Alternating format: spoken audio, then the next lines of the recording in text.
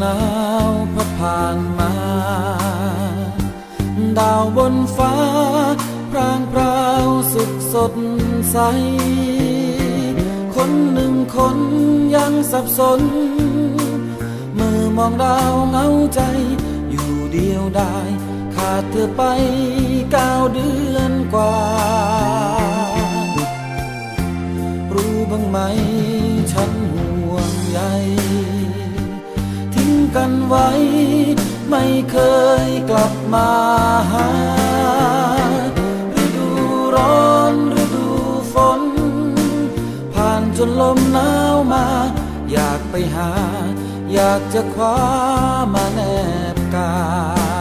ยคิดถึงคิดถึงคิดถึงจังเลย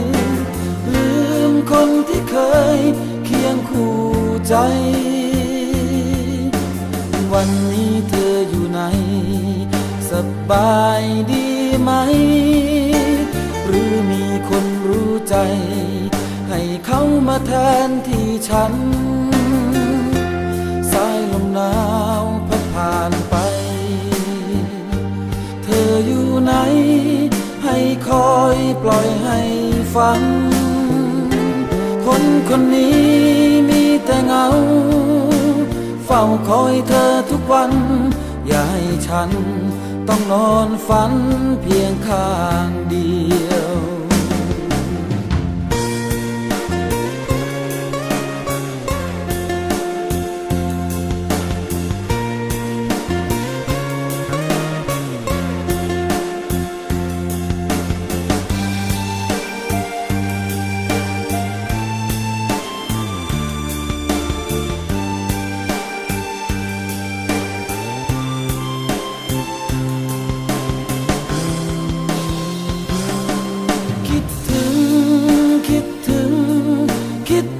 จังเล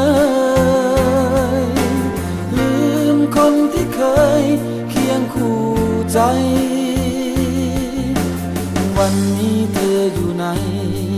สบายดีไหมหรือมีคนรู้ใจให้เขามาแทนที่ฉันสายลมหนาวพัดผ่านไปเธออยู่ไหนให้คอยปล่อยให้ฝันคนคนนี้